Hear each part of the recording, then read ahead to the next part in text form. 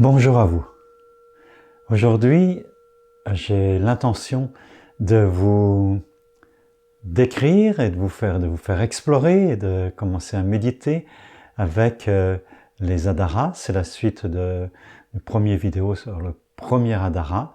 Et Adara signifie point de concentration, j'aime pas beaucoup le mot, point où déposer son regard intérieur pour y favoriser un éveil énergétique et pour fixer le mental et pour amener tout le corps énergie, le corps conscient vers l'éveil. Donc le but est d'amener tellement de conscience dans le corps que tout le système organique devient de plus en plus perçu comme lumineux, mais en fait parce que sa fréquence change par le fait de la présence. Et cela revient dans le langage des yogis de Goraknath, c'est la rencontre de la conscience qui se marie avec tout notre corps, toutes nos énergies. Donc aujourd'hui, je vous invite à une nouvelle pratique sur une nouvelle exploration sur une zone particulièrement importante, le périnée, dans lequel il y a trois adaras principaux, trois lieux de pose du regard essentiels. D'abord, se replacer dans l'essentiel, dans la réalité omniprésente, ce cœur conscient de l'univers, présent partout, que les yogis appellent Adinata, ou qu'ils appellent aussi Shiva ou Brahma, la réalité suprême. J'aime bien commencer par le chant d'un mantra, et cette fois-ci, je vous invite à un mantra très simple, Om Shivaya Namaha. J'honore le Dieu Shiva, la présence consciente que je suis au cœur de moi-même. Et quand je dis au cœur de soi-même, c'est vraiment aussi l'invitation à y mettre tout son cœur, parce que c'est ça peut-être, pas peut-être, sans peut-être, c'est pour moi la condition, le choix intérieur le plus important pour toute pratique méditative, c'est d'y mettre l'intensité de sa présence au niveau du cœur. L'amour de soi, l'amour des autres, l'amour de cette terre, cette présence lumineuse dans toutes nos cellules.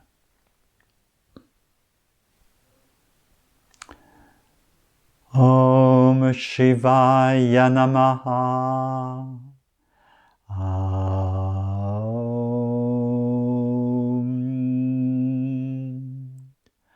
Om Shivaya Namaha.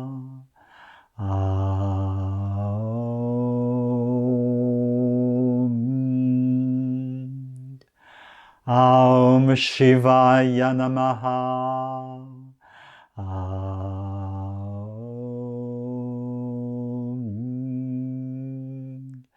Om Shivaya Namaha.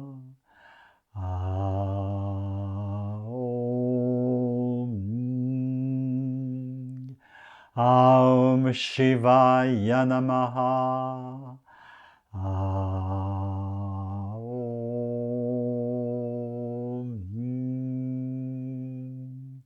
Dans le A, O, M, c'est l'éveil de l'énergie dans la première cavité qui est tout l'ensemble de l'abdomen, sur A, O, qui est la cavité de la poitrine, de la respiration, du souffle, et dans toute la boîte crânienne en expansion qui vibre.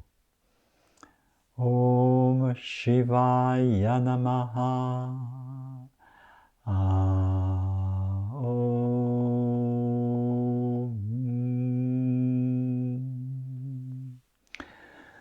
Alors d'abord, reprendre là où je vous ai laissé sur la première conversation sur les Adaras.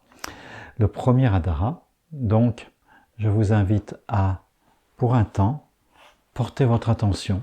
Vous pouvez même vous mettre comme ceci, les deux orteils ensemble. Vous pouvez, soit les yeux ouverts,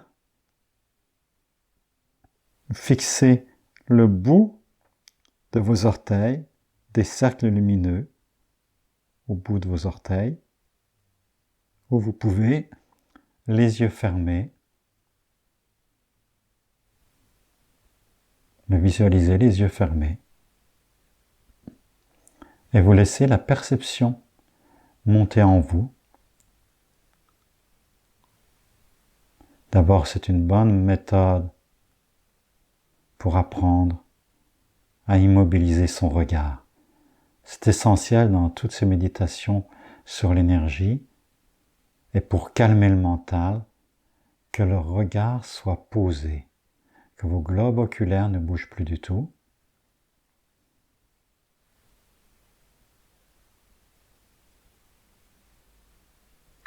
Conscience de l'extrémité de mes deux gros orteils avec des cercles lumineux au bout.